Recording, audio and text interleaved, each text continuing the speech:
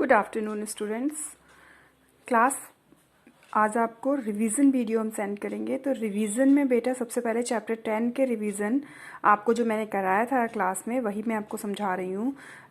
सबसे पहले तो आपको सारे फॉर्मूले कंपाउंड इंटरेस्ट के याद करने हैं। तो कंपाउंड इंटरेस्ट का जो फॉर्मूला होता है वो उसमें सबसे पहले हम अमाउंट निकालते हैं। P stand for principal, R stand for rate and rate of interest. इसके बाद आपका रेट ऑफ इंटरेस्ट आपका एनुअली टी टाइम के लिए है, टाइम ईयर में लेना है हमें हमेशा।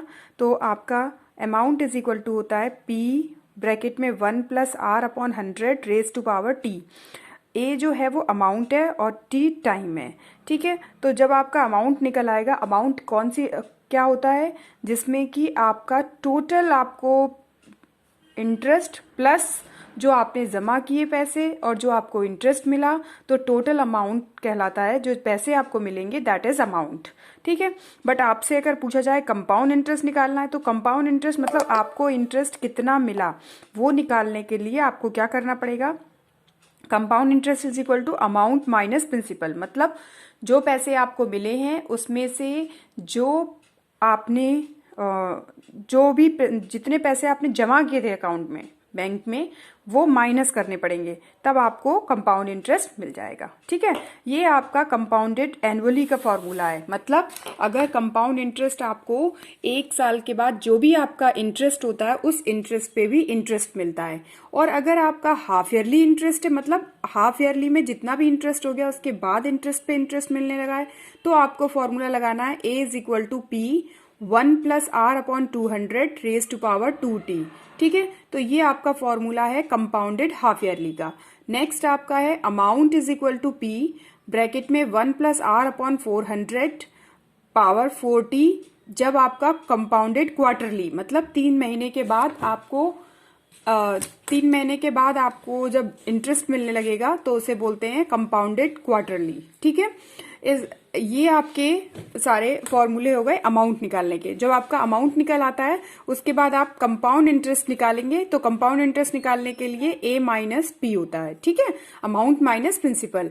अब नेक्स्ट फॉर्मूला आपका है if the rates be R1, हर साल आपका रेट ऑफ इंटरेस्ट अलग अलग है। R1%, R2%, R3%, है ना, इस तरीके से R4, R5 और भी हो सकते हैं। तब आपको जो फॉर्मूला लगाना है अमाउंट निकालने के लिए वो अलग अलग रेट ऑफ इंटरेस्ट दे रखे हैं, तो आपको अलग अलग लिखना होगा।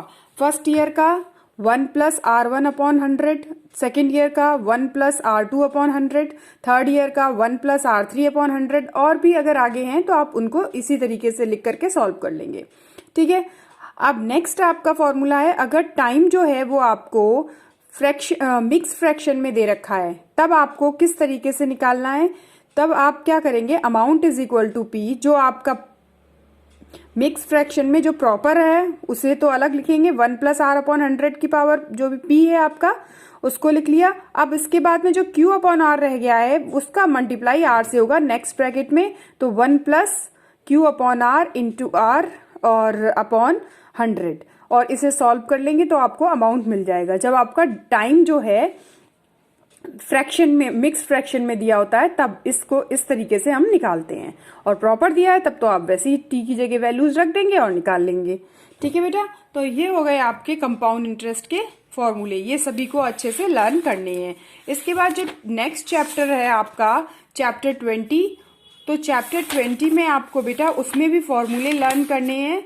सबसे मेन फॉर्मूला, पूरी एक्सरसाइज आपकी बेस्ड है एक फॉर्मूले पे, that is area of trapezium. Area of trapezium क्या होता है, ट्रेपेजियम का एरिया, 2 ट्राइंगल्स मिलकर के ट्रेपेजियम बनाते हैं, यानी कि area of first triangle plus area of second triangle. तो ट्रेपेजियम की क्या खासियत होती है, ये और ये साइड्स पैरेलल होती हैं, तो इनका एरिया हम इस तरीके से लिखते हैं half A sum of parallel side into H। जो भी पैरेलल साइड्स दे रखी हैं उनका प्लस कर लो और मल्टीप्लाइड बाई H कर दो। तो एक तो आपको ये फॉर्मूला अच्छे से लर्न करना है, और जो पहले के फॉर्मूले आपको लर्न है उनको यूज करना है, जैसे एरिया ऑफ ट्राइंगल का फॉर्मूला, एरिया ऑफ स्क्वायर का फॉर्मूला, एरिया ऑफ रेक्टेंगल का फॉर्मूला, ये सब आप पहले ही पढ़ चुके हो, ठीक है। अब नेक्स्ट जो आपका है दैट इज क्यूब और क्यूबॉइड के बारे में पढ़ना है। उसमें आपको सभी के फॉर्मूले लर्न करने हैं। Wall surface area of cube, total surface area of cube, curve surface area of cube and volume of cube. इसी तरीके से surface area of cuboid, volume of cuboid, diagonal of cuboid, इन सभी के फॉर्मूले आपको लर्न करने हैं। ठीक है बेटा, आज आप इतना ही करेंगे और नेक्स्ट वीडियो में आपको और आगे समझाऊंगी और नेक्स्ट क्लास आपकी होगी तब आगे इस चैप्टर का रिवीजन के क्वेश्चंस कराऊंगी। Thank you.